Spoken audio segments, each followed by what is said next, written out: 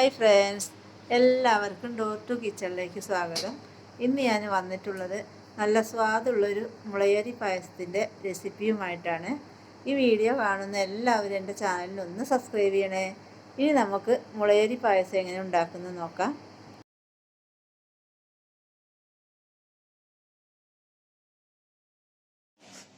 മുളയരി പായസം ഉണ്ടാക്കാൻ വേണ്ടിയിട്ട് ഞാൻ 1 കപ്പ് മുളയരി എടുത്തിട്ടുണ്ട്.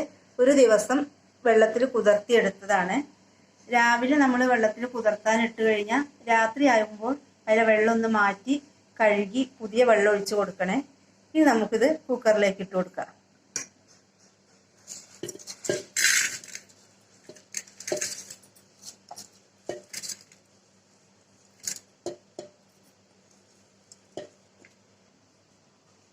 മുളയരിയുടെ ഒപ്പം വെള്ളം വെച്ചു കൊടുക്കാം.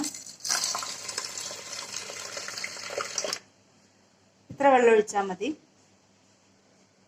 ഇനി നമുക്ക് ഒരു 6 വിസിൽ വരുന്നത് വരെ വെയിറ്റ് ചെയ്യാം.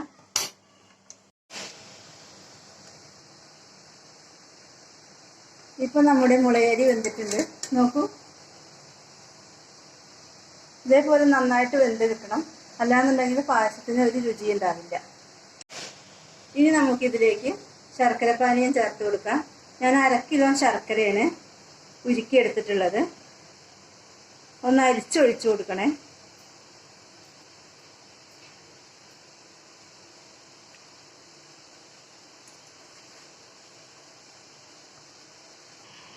ഇനി നമുക്കിതൊന്ന് തിളച്ച് കുറുകി കിട്ടണം. അതിനുശേഷം നമുക്ക് തേങ്ങാപ്പാൽ ചേർത്ത് കൊടുക്കാം. ഇനി നമുക്കിതിലേക്ക് തേങ്ങാപ്പാൽ ചേർത്ത് കൊടുക്കാം. 3 തേങ്ങയാണ് ഞാൻ പിഴിഞ്ഞെടുത്തിട്ടുള്ളത്. 2ാം പാലാണ് ഇതിലേക്ക് ചേർക്കുന്നത്.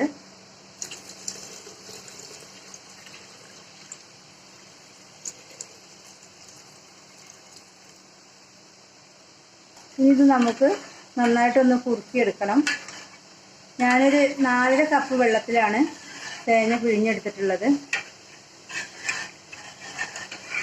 ഇപ്പം നമ്മുടെ പായസം കുറുകി കിട്ടിയിട്ടുണ്ട്. ഇനി നമുക്ക് ഇതിലേക്ക് 1ാം പാൽ ഒഴിച്ചു കൊടുക്കാം.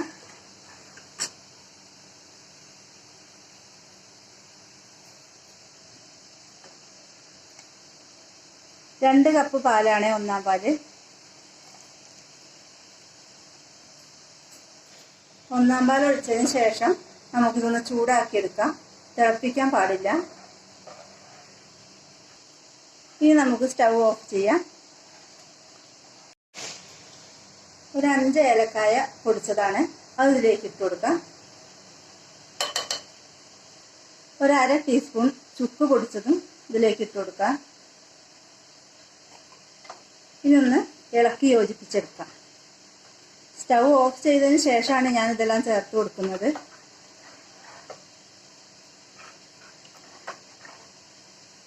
പായസത്തിലൊന്ന് വറവിടാൻ വേണ്ടിയിട്ട് ഒരു 2 സ്പൂണ് നെയ്യ് ഒഴിച്ചു കൊടുക്കാം.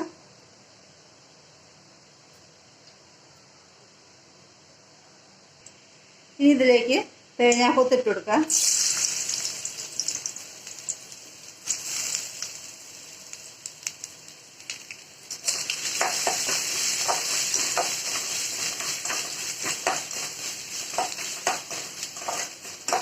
നല്ല രുചിയുള്ള പായസമാണ്. എല്ലാവരും ഒന്ന് വീട്ടിൽ തയ്യാറാക്കി നോക്കണേ. അതേപോലെ നിങ്ങൾ എല്ലാവരും സബ്സ്ക്രൈബ് ചെയ്യണേ. അഭിപ്രായം അറിയിക്കാനും മറക്കരുത്.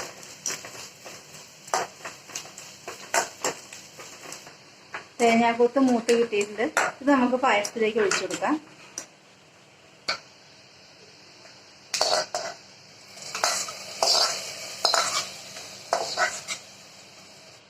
അണ്ടിപ്പരിപ്പും മുന്തിരി ഒന്ന് വറുത്തെടുക്കണം.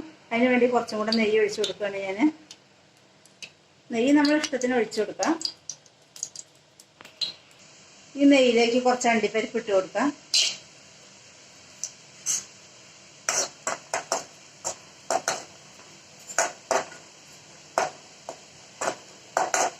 ഇതിലേക്ക് കുറച്ച് മുന്തിരിയും കൂടെ ഇട്ട് കൊടുക്കുന്നുണ്ട്.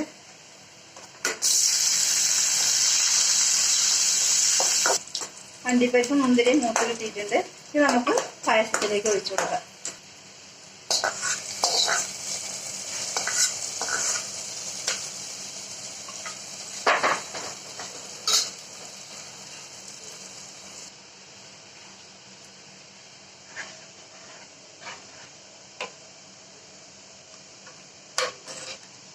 ഇപ്പം നമ്മുടെ മുളയരി പായസം റെഡി ആയിട്ടുണ്ട്.